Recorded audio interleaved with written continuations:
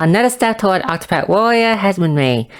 Now that we had units like Rondo and Witcher and Ian, we can now see why Warrior will slowly become the dominant meta in the game, and eventually Elga release will accelerate the dominant even more. Rondo is a warrior and also the first unit in Ian who can also hit an additional weakness in addition to hitting the main weakness. And as for his skill, the guy is like Oberic, but his AoE is a multi-hit instead, and his single target is also multi-hit instead, and his strongest nuke can crit, and all of them can hit light. And there isn't anything much to say about it. He can hit light, he can hit sword, he is good at AoE, he is good at multi-hitting, he can deal a lot of damage. He's really good at almost everything that he does. His first passive is 15% sword damage up, which is always a nice bonus for sword DPS to have. And the second passive is a very small bonus, but it does have a tiny use to it. Most of the time, you would always have regen on your character, and for Rondo cases, if you are below half HP, then his passive will still trigger, combined with the regen from some other sources, so when he's below 50% health, he will get healing from both the active regen from another unit and his passive regen, so the tiny regen that Rondo get will help him reach 4 HP easier.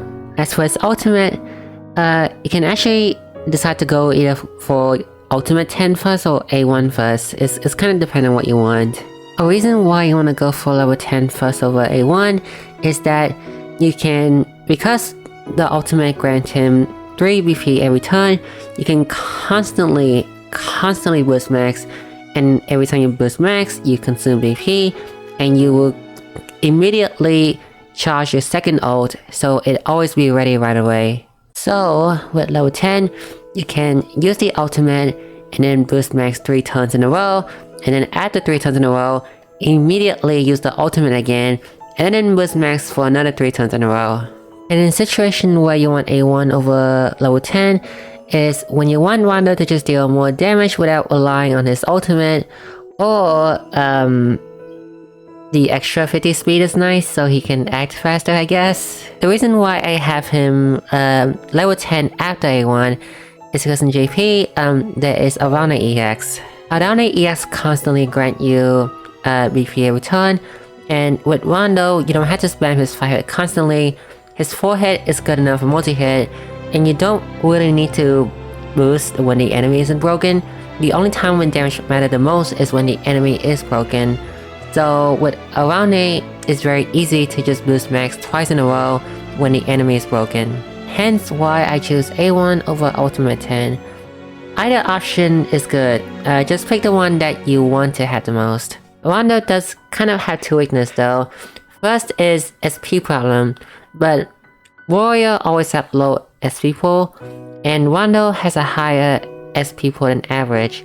So despite that his skill costs a lot of SP, he doesn't have the same SP problem severity level as much as some of the other warrior that we have. The second is that it's very easy for Rondo to hit the damage cap. So sometimes you will just want to use his 5-hit instead, where despite the potency is lower, when the 3-hit AoE boosts max, it becomes a 5x90.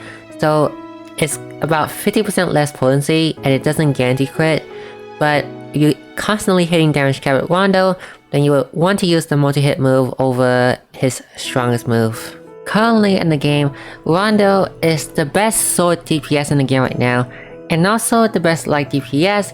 You're not accounting for any buff and debuff, then based on his potency alone, he's hit the hardest to light weakness. In JP, Rondo is severely power creep by mainly 3 DPS.